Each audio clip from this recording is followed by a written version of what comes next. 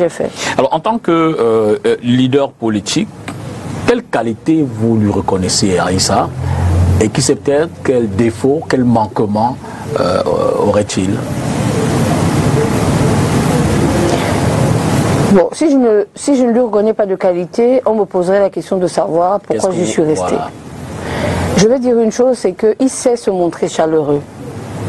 La sincérité de cette chaleur, je peux dire qu'aujourd'hui, avec le recul, je pense que souvent c'est par calcul. Mais il sait se montrer chaleureux et ça rassure les gens qu'il rencontre.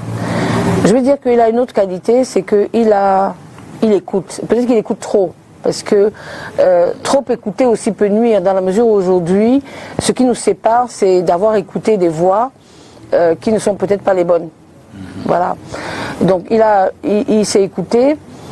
Il m'a donné l'impression pendant de longues années de prendre le temps de la réflexion. Peut-être parce qu'il n'y avait pas d'enjeu important, véritable. Parce que face à ce qui se passe aujourd'hui, je comprends que c'est un problème d'enjeu, c'est un problème d'intérêt.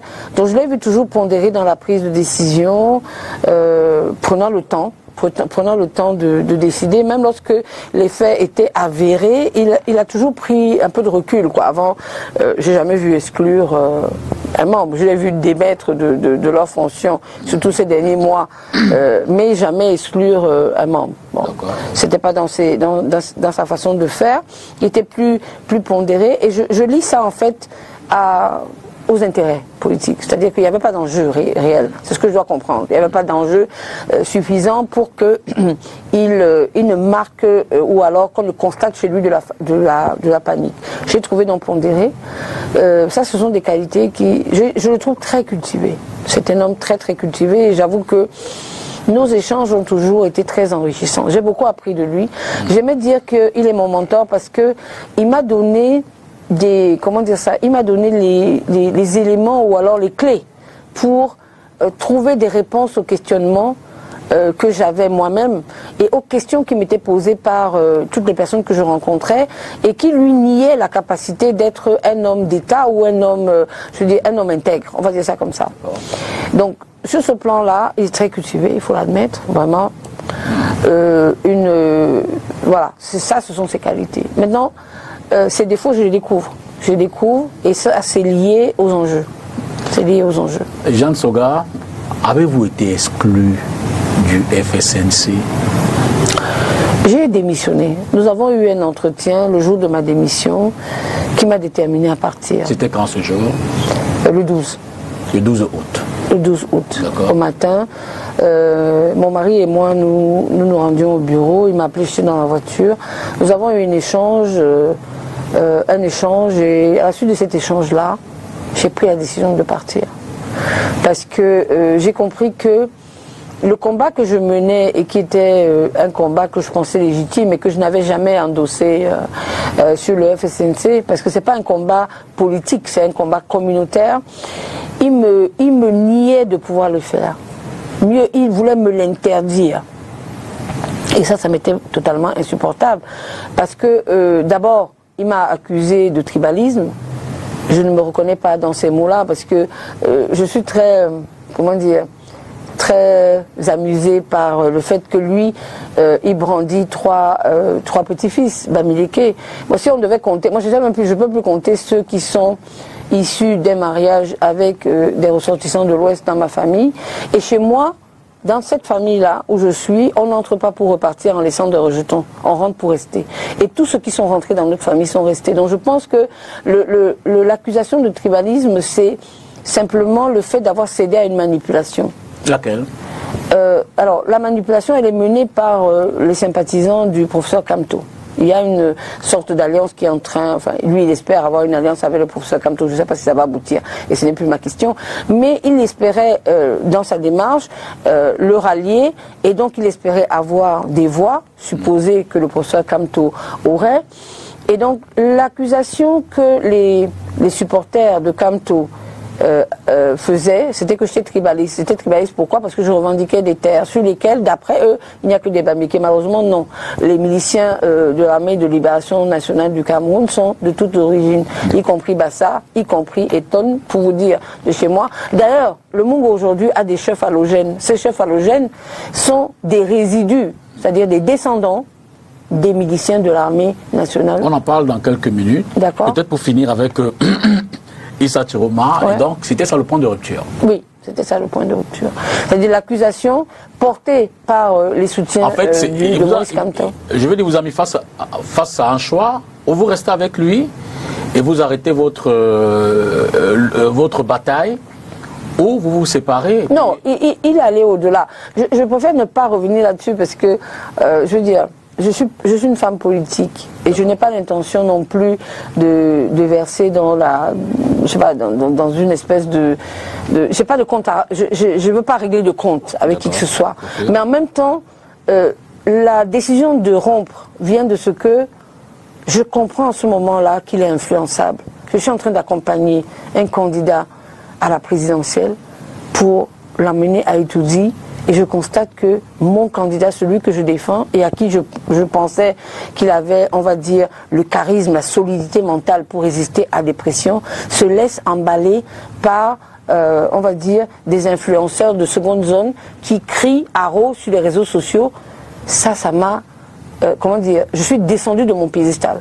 Et j'ai compris que je faisais courir au mien, que j'avais convaincu de me suivre, un danger imminent, parce que l'unité foncière qui fait partie du programme de Maurice Kamto, c'est pour nous une mort annoncée des communautés. C'est une façon d'enlever aux communautés le droit à l'existence. Or, je ne pouvais plus continuer à croire en un homme qui se laissait emporter et par une rumeur qui l'avait mis en panique. Moi, j'ai senti chez le président une véritable panique. D'accord. N'empêche que il y a eu une double communication. Votre lettre de démission, datée du 12, effectivement, août 2025, et une lettre d'exclusion datée du 11, donc de la veille. D'accord, elles sortent simultanément, elles sortent comment? Parce que c'est intéressant de voir. Plus ou moins simultanément, je veux dire, elles sortent le 12. Alors, de toute façon, on les découvre le 12. Très bien. En réalité. Alors, moi, ce que je veux dire, c'est que lorsque, vous savez très bien comment ça se passe sur les réseaux sociaux, vous y êtes vous-même, et moi depuis toujours, généralement, les influenceurs sortent les correspondances quand elles sont signées. N'est-ce pas? Pas le lendemain. Okay. Et je pense qu'une telle correspondance, surtout qu'avant, on avait en grande pompe fait annoncer un autre influenceur, bon, qui mange, enfin, qui s'exprime sur tous les sujets. On lui a fait annoncer que j'avais été désavoué, alors que pour moi c'était une démarcation, c'est-à-dire que ce que j'avais pensé comprendre, c'est que il souhaitait démarquer le FSNC de cette démarche communautaire que nous avions bon, c'était un choix, mais c'était un choix qui m'indiquait en fait la voie vers laquelle il nous entraînait. Et déjà là j'ai commencé à douter. Le lendemain, lors de cet échange avec lui, j'ai compris que ce n'était plus possible. C'était plus possible pour les raisons que ceux qui nous écoutent peuvent comprendre. J'assure le lead d'une grosse communauté, Sawa. Je suis très écoutée, je suis très suivie, je suis très soutenue, pas parce que je suis la seule femme Sawa, mais parce que nous sommes dans un combat qui demande un minimum de solidarité. Vers cette communauté, je me suis rendue pour leur dire, voilà, j'ai fait un choix politique qui n'a rien à voir avec notre combat, mais c'est un choix politique, j'ai choisi d'accompagner tel et je vous demande de me suivre. Tous ne m'auraient pas suivi, mais la majorité, puisqu'on a vu qu'après cet épisode de rupture, on a vu qu'il y a eu une levée de bouclier, de mémoire d'homme. Je me souviens pas de mémoire, je me souviens pas avoir vu une telle levée de bouclier chez les ressortissants Sawa. J'ai jamais vu ça. Cette sortie où de manière claire, ils manifestaient, on va dire, leur mécontentement, leur étonnement, leur surprise.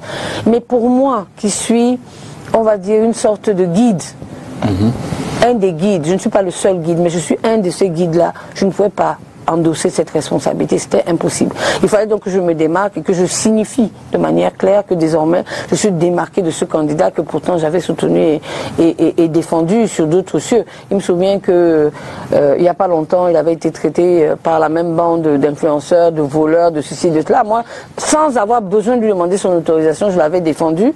Mais là, j'étais devant un choix que j'ai fait, simplement parce que je me suis dit, à un moment de la vie, il vaut mieux le faire maintenant que trop tard, parce que quand les carottes sont cuites, elles sont cuites. D'accord. Voilà.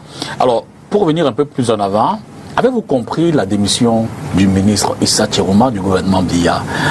Pour vous, quelles sont les raisons qu'il vous a données? Était-ce une logique? Comment envisage-t-il la suite dans ce regroupement voulu des partis de l'opposition? Moi, je suis très politique et je sais que la politique, c'est un jeu d'intérêt, d'accord? Donc, je suis bien consciente de cela. Et ce qu'il m'a dit, c'est qu'il ne voyait pas son patron depuis trop longtemps pour continuer à penser qu'il y avait que cette alliance qu'il avait avec lui ou ces accords qu'il avait avec lui pouvaient continuer. Donc il n'y croyait plus. Il m'a dit qu'il se retirait parce que désormais ceux qui faisaient entrave et qui se mettaient entre son patron et lui, il n'arrivait pas à s'entendre avec eux, il n'arrivait pas à obtenir d'eux le minimum qui lui avait été promis par son patron. Bon. Quel est le minimum qui lui avait été promis par son patron? On a parlé de certains projets, en l'occurrence la route Ngaoundéré-Garoua. Il disait que rien n'avait commencé, donc pour lui c'était un signal fort que les engagements du président Paul Biya vis-à-vis de lui ne seraient pas tenus. Bon voilà, ça c'est la raison officielle qu'il m'a donnée. Il m'a dit je ne peux pas tenir alors que je n'ai plus mon allié comme interlocuteur. Voilà. Désormais opposant, candidat, engagé pour des alliances politiques, vous pensez qu'il sera en alliance avec qui? Au regard des tractations que vous avez laissées. Non, alors, d'abord pour être en alliance, il faut convenir de critères. Quand je partais, on n'avait pas encore défini les critères sur la base desquels on choisirait une candidature consensuelle. Tout le monde veut être président de la République, personne ne veut, comment dire ça, céder le lead. S'il n'est pas président de la République, qu'est-ce qu'il serait? Est-ce que ce serait intéressant ou pas? Voilà, c'est-à-dire qu'en fait, ce que je peux te dire, c'est que pour moi c'est une grosse déception parce que j'ai quand même assisté à plusieurs réunions qui avaient pour but tant auprès du groupe de Douala ces derniers moments ou de l'appel de Fumban.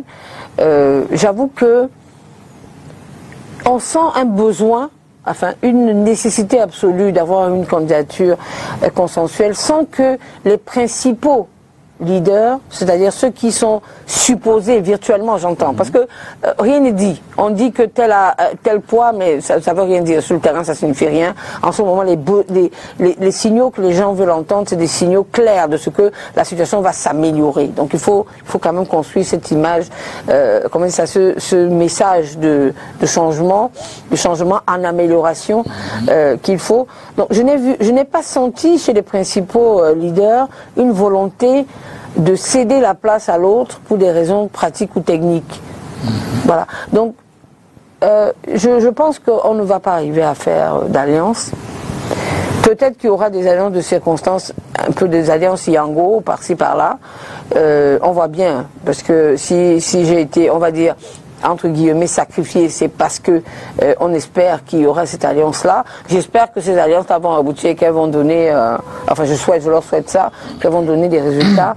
Mais sincèrement, monsieur Dipita, je dois dire que pour le moment, je n'ai aucune visibilité. Je lisais aujourd'hui encore l'appel lancé par la présidente de l'UDC qui, elle, continue à s'accrocher à cette candidature consensuelle qui continue à l'espérer de toutes ses forces parce qu'elle a bien conscience que sur le terrain, les forces sont inégales et que le RDPC qu'on définit n'est pas du tout. Il ne faut pas croire, nous sommes en politique. Donc quand j'ai lu ça ce matin, je me suis dit, mais si on en est encore aujourd'hui à appeler à cela, bon, vraiment j'ai très peu d'espoir, j'ai très peu d'espoir et vraiment je suis, comment dire ça, non, le mot qui me vient à l'esprit c'est désabusé, je suis même pas sûr que je sois désabusé, je suis triste pour le pays parce que finalement on n'a pas d'hommes et de femmes capables de signifier de manière claire qui se retireraient à condition d'eux, par exemple, vous voyez, dans une négociation claire. Tout le monde fait, comment on dit ça, de l'équilibrisme. D'accord. Dans les échanges, sans se positionner et sans faire de propositions concrètes. Voilà. D'accord. On va parler à présent de votre lutte pour la protection des terres et autres. sous fond de bataille communautaire. Mais avant, je souhaiterais qu'on écoute à présent le président de la conférence épiscopale nationale. Il s'agit des évêques catholiques qui sont allés à la rencontre et sur son invitation du secrétaire général de la présidence de la République, le ministre d'État Ferdinand Ngongo. Évidemment, c'est dans le cadre des consultations larges nationales qu'il a entamées en vue de la candidature de Paul Biya. Suivez. Depuis l'indépendance de ce pays, le Cameroun, l'Église catholique a toujours eu une bonne relation entre l'Église et l'État. C'est pour ça que nous sommes venus. Comme vous constatez vous-même, l'Église comme telle n'est pas partisane. Mais chaque chrétien qui est citoyen a le droit d'exercer son droit politique. Et c'est pour ça que nous sommes venus concerter avec le ministre d'État, secrétaire général de la présidence, pour voir comment on peut faire ensemble, comme pays, pour avoir la paix avant, pendant et après les élections prochaines, en octobre. Et on a aussi pris l'occasion pour exprimer, n'est-ce pas, certaines douleurs de nos fidèles, des Camerounais, pour qu'il amène au chef de l'État qui lui a envoyé de nous rencontrer. Et notre message principal pendant cette rencontre, c'est que nous tous, les Camerounais, on doit continuer à prier, pas de violence. Moi, je viens de Nord-Ouest et je peux vous dire ce que la violence nous a fait dans le Nosso. Donc on ne veut pas que notre pays tombe encore dans ces violences qu'on a vécues au Nord-Ouest et au Sud-Ouest. Mais c'est très important que notre Église catholique continue à travailler pour la justice, pour la réconciliation et la paix. Ça, c'est notre message principal. Je suis très satisfait. On a déjà exprimé notre souhait d'avoir beaucoup d'échanges comme ça. Qu'on n'attend pas seulement les moments des élections pour avoir un échange avec les autorités de notre pays. Donc, le secrétaire général lui-même nous a assuré qu'il va voir comment multiplier des occasions pour continuer à avoir des échanges. Merci. Voilà un peu en résumé ce qui ressort de l'échange entre ces institutions-là, je l'ai dit, la conférence épiscopale nationale et le ministre d'État, secrétaire général de la présidence au nom du candidat président Paul Biya. Pour finir définitivement avec la politique, Jean Soga, Issa Chiroma candidat, pour vous Issa Chiroma ferait-il un bon président de la République, si jamais? Alors, il faut que je vous dise que je suis en situation de personne abusée. C'est-à-dire? Dont la confiance a été abusée. Vous savez, il a construit une personnalité, peut-être même que c'est mon imaginaire finalement qu'il a construit, d'une personne réservée, pondérée, qui prend le recul, qui gère la pression. D'ailleurs, les années passées en prison m'avaient donné l'impression que ça avait forgé une certaine force de caractère en lui. Mais là, je l'ai vu céder sur une pression cybernétique de quelques jours. Et il a sacrifié tout au point de faire des sorties que je trouve politiquement malheureuses en me taxant de tribaliste, voyez-vous. Donc, je suis en situation de personne abusée. Et je me dis, s'il n'a pas pu tenir, lui qui nous a déclaré, moi je reprends les propos qu'il nous a tenus à sa conférence de presse, il a dit que être président, c'est un métier H24, 7 jours sur 7, du 1er janvier au 31 décembre, très bien. Mais on s'imagine que là-haut, il y a une pression énorme, tant internationale qu'intérieure. S'il n'a pas pu tenir 3-4 jours sur Internet, comment pourrait-il tenir en tant que président de la République? Est-ce qu'on s'imagine un tout petit peu ce que cela serait d'avoir un président qui s'affole si on lui met une petite pression dessus, qui sacrifie peut-être son Premier ministre, qui sacrifie le secrétaire général, le président de la République, etc. On a vu par ailleurs d'autres politiques moins expérimentés que lui qui ont tenu la pression. Lorsque leurs collaborateurs ont été indexés, ont été vilipendés, ils ont pris leur défense. On a vu, c'est pas la première fois que ça arrive, et là, je tombe un peu de haut, faut dire, et c'est pour ça que je me pose la question de savoir quelle est la solidité réelle du candidat Issa. Et à partir de ce moment-là, je ne peux plus être avec lui. Voyez. En d'autres termes, il ne ferait pas un bon président. En tout cas, pas tel que je me l'imagine, tel que j'imagine que le président de la République du Cameroun devrait être. D'accord. Tournez cette page. Quelles sont vos perspectives politiques? Vous restez dans l'engagement, qui c'est peut-être pour derrière un autre éventuel candidat pour faire partie du président Biya. Vous rejoignez le président Biya, je pose des questions. Comment vous voyez votre suite dans cet environnement? Et si je vous disais simplement que je serais un observateur? Ben, je le vous croirais. Ben voilà, donc pour le moment je suis, comment on dit ça, j'observe les événements. Je vous ai dit que je suis désappointée par le comportement des uns et des autres. Et j'ai en même temps un pays qui doit continuer à fonctionner, à qui il faut donner une direction. Pour moi, c'est plus la direction qui est importante, la direction qu'on donnerait au pays qui est importante, plutôt que les individus qui seraient là. Parce que j'ai bien compris en fait que l'homme providentiel, tel que je me l'étais imaginé dans la tête, n'existe peut-être pas et qu'il faut revoir les choses différemment. Et j'espère, moi j'appelle de tous mes voeux une candidature consensuelle, s'il y a lieu, parce que sinon, franchement, je ne vois pas comment est-ce qu'on va s'en sortir. Voilà. Jean Soga, vous êtes connu pour vos prises de position sur la protection des terres dans le Mungo. Qu'est-ce qui motive fondamentalement cet engagement? Alors, je ne suis pas, comment dire, notre commission, notre comité œuvre pour la protection, pas pour la protection, pour la restitution. Faites un peu l'origine de ce comité. Comment est-il créé? Quels sont ses objectifs? De qui est-il composé? Comment il fonctionne? Bon, déjà de qui il est composé, il faudrait que je vous fasse une liste. Nous sommes environ 700 à travailler avec des expertises diverses. Nous avons des juristes, des historiens, nous avons des gens de la sécurité, nous avons de tout là-dedans. Nous avons des magistrats, nous avons de tout pour essayer comment dire ça, de réunir un certain nombre d'informations. Alors, à l'origine, elle est comment dire ça? Elle est multiple. La mienne, elle réside dans la remise d'une cantine contenant des documents par mon beau-père. Mon beau-père a occupé un certain nombre de fonctions dans l'administration territoriale et avant ça il a été diplomate et avant ça il a été secrétaire de Mesmer. Donc il avait un certain nombre de documents qu'il avait mis dans une cantine, il me les a confiés. Il m'a dit écoute, tu es très intéressé par la politique mais je t'assure que si tu t'étais plongé sur l'histoire du Mungo, ce serait plus intéressant pour toi de demander la restitution des vrais faits historiques de ce qui s'est passé dans le Mungo et de la restitution des terres qui demeurent entre les mains des personnes qui n'ont pas qualité. Ça, c'est mon beau-père. Mais j'ai rencontré, lors de mes travaux de recherche, parce que les documents à eux seuls ne suffisaient pas, il fallait d'abord m'assurer qu'au niveau des archives nationales, ces documents figurent, comparer avec ce qui se trouve dans les archives nationales et voir quelle est la véracité des faits qui étaient relatés. Donc, dans cette démarche-là, j'ai rencontré d'autres personnes qui étaient intéressées à la même chose, qui sont toutes originaires du Mungo, du Mbam et du Nkam.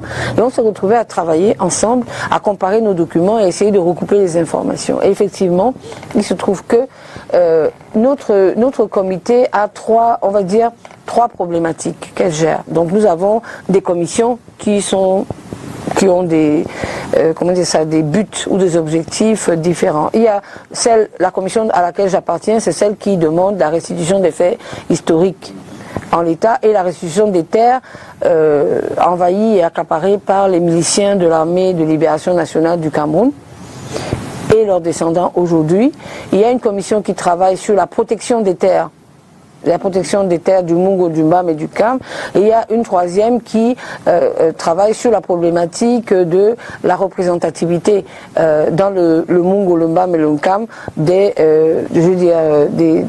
autochtones. C'est-à-dire, est-ce qu'ils sont représentés dans les différentes, dans les différents paliers sociétaux tels que les mairies, etc., etc.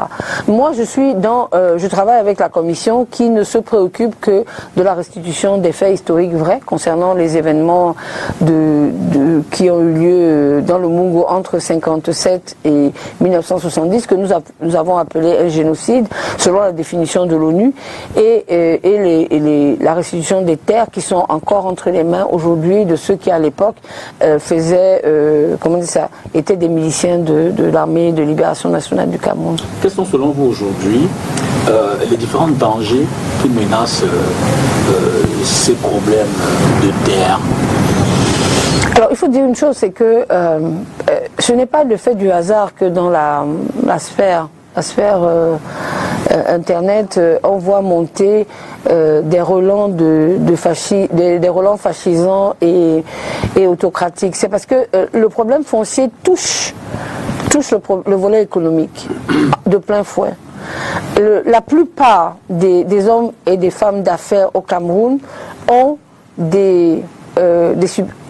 possèdent ou disent posséder, occupent tout au moins de grandes superficies de terre dans le Mungo-Lumba Melunkam.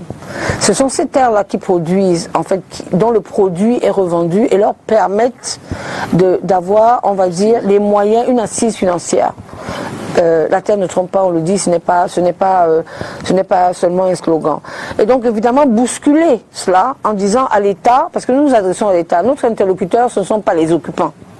Nos interlocuteurs ou notre interlocuteur c'est l'État du Cameroun, auquel on demande d'appliquer les dispositions du préambule de la Constitution en matière qui parle de la protection des autochtones. D'accord? Ça c'est d'un. Et d'appliquer également l'article 5 qui parle de la continuité des services. Parce qu'un certain nombre de dispositions avaient été prises par les colons, l'administration coloniale. En l'occurrence, protéger les terres des indigènes autochtones par des concessions. Des conventions de concession dans lesquelles il était stipulé que lorsque les colons partiraient, ils remettraient les terres aux indigènes autochtones.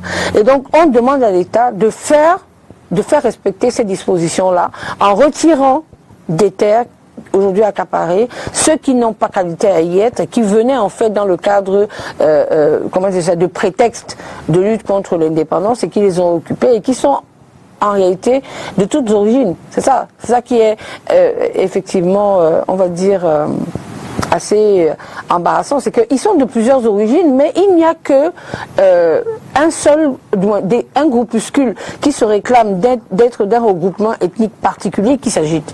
Tous les autres font profil bas parce qu'ils savent qu'effectivement ils sont sur le terrain, ils attendent de voir si l'État va réagir et comment négocier éventuellement soit un retrait, soit une reformulation de leurs occupations, j'en sais trop rien. Mais les seuls qui rentrent dans la violence verbale et qui accusent tous ceux qui travaillent sur la question ou qui s'expriment sur la question de tribalisme, c'est ceux qui appartiennent au regroupement ou qui disent appartenir au regroupement, à un certain regroupement tribal. Voilà. Alors pour vous, quelles solutions concrètes proposez-vous pour sécuriser les terres contre les spéculations et les expropriations abusives aujourd'hui? Le respect de la loi, uniquement parce que la loi foncière au Cameroun est l'une des meilleures au monde, dans la mesure où elle prévoit 2 tempéraments qui permettent éventuellement de revenir sur un titre foncier frauduleusement acquis. Il faut simplement respecter la loi. La loi se respecte par la lutte contre la corruption, c'est-à-dire que si on pouvait empêcher l'administration de poser ces actes qu'on voit là, c'est-à-dire priver les communautés de leurs terres en les offrant symboliques sans même parfois respecter les mercuriales connus. Si on pouvait déjà empêcher cela, exiger le respect de la loi, ce serait formidable parce que la loi en elle-même n'est pas mauvaise. C'est son application qui n'existe pas. C'est-à-dire qu'il y a des contournements qui ne ressortent de rien mais qui sont, imprégnés dans une sorte de tolérance administrative qui est extrêmement nuisible pour les communautés autochtones. N'empêche que dans l'espace public médiatique, cybernétique aussi, vous êtes accusé de prise de position, j'ai failli dire tribal, identitaire, sous fond de propos assumés, par contre, sur la défense de certaines communautés dans l'espace public. Comment réagirez-vous à cela? Assumé par quoi? C'est-à-dire, j'ai assumé quoi, par exemple? Vos propos. Non, j'assume mes propos. Si je parle de tuer, c'est pas un mot que j'ai inventé, je l'ai trouvé, je l'ai découvert d'ailleurs à la faveur de toutes les correspondances. Tuer, c'est le nom que les paysans avaient donné aux miliciens de l'armée nationale du Cameroun, parce que quand on les voyait arriver, c'était désolation et mort. Donc, il y avait toujours des guetteurs aux environs des champs qui venaient en courant, dire tuer. C'était trop long de faire des phrases, il fallait leur donner un pseudo. Ce pseudo, je l'ai trouvé, et ils viennent d'ailleurs, on nous a expliqué qu'ils viennent de la Menoua, parce que c'est là-bas que ça a commencé, qu'ils ont commencé à les appeler comme ça, et puis tout le Mungo, tout le Mba Melunkam a adopté cette dénomination. Donc quand j'en parle, je ne m'adresse pas à X ou Y, j'utilise un mot qui était connu à cette époque-là. Quand je relate des faits ou que je rappelle des faits qui sont produits, c'est vrai. C'est-à-dire que si je parle des femmes qui ont servi d'esclaves sexuels dans ces moments-là, c'est la vérité. Si je dis qu'on a tué des chefs traditionnels, c'est la vérité. Je vous dis, c'est consigné dans les rapports de police, c'est rappelé dans des arrêtés de premiers ministres, de préfets, etc. Donc je veux dire, il y a quand même une documentation là-dessus. Ce sont pas des choses qui sont sorties. C'est vrai que c'est difficile de les assumer. Lorsque on pense être attaché à un arbre généalogique qui a ces personnes-là, c'est difficile d'assumer cela. C'est-à-dire que si vous allez par exemple rencontrer les enfants des nazis aujourd'hui, ils ont du mal à assumer que dans leur famille, dans leur arbre généalogique, figurent des gens qui ont posé des actes aussi graves que ceux posés par les nazis. C'est exactement la même chose aujourd'hui. On peut parler un angle serré, mais bon. Cela dit, c'était un discours profondément tribal. Oui, je parlerai de quoi? Je suis Bassa moi-même, donc je parle pour qui? Est-ce que vous m'avez entendu un seul jour, tenir des propos allant dans la revendication de terre dans le pays Bassa? Jamais de la vie. Je parle des gens qui sont, on va dire, privés de leur droit à la vie, parce que la terre c'est la vie. Si vous privez une communauté de sa terre, si vous rayez son village de la carte du Cameroun, vous faites des apatrides à l'intérieur, du moins, vous faites des gens en errance. D'accord? Je parle d'eux. Si c'est tribal de rappeler que des choses, encore qu'il y a plusieurs tribus dans le Mungo, si c'est tribal de le rappeler, alors bon, on va dire que c'est tribal. Mais je trouve que c'est un peu abusé et c'est intentionnellement choisi, le mot intentionnellement choisi, pour essayer de me culpabiliser, de nous culpabiliser, parce que je suis peut-être la voix, je vous l'ai dit, d'un certain nombre de personnes. Dans ma commission, à moi, il y a environ 160 personnes qui travaillent. Alors, c'est indiquer que 160 personnes sont des tribalistes, je dis, pour moi c'est un abus de langage. Je pense que c'est choisi délibérément pour essayer de museler la parole, de l'éteindre, essayer de faire en sorte que cet élément-là devienne une gêne pour l'État et que jamais il ne se prononce. Et je pense que c'est à tort, parce que le but c'est de réconcilier les Camerounais. À un moment donné, ce qu'il faudrait faire, c'est plutôt ramener les gens les uns vis-à-vis des autres, reconnaître que ce qui a été fait aurait pu ne pas l'être fait, amener réparation à tous ceux qui sont aujourd'hui frustrés et privés de leur droit à la vie et réconcilier enfin les Camerounais. Où placez-vous la limite entre défense identitaire et repli communautaire? Défense identitaire, pour moi, c'est défendre les droits d'une identité, d'une communauté. Repli identitaire, c'est se replier dans cette communauté. Je ne pense pas que je suis en position de repli. Je vous l'ai dit, j'ai une famille, bon, on est quand même assez nombreux dans la famille, j'ai de tout. Chez moi, on a l'habitude de dire que si nous devions chacun nous exprimer dans dans sa langue d'origine, ce serait une sorte de...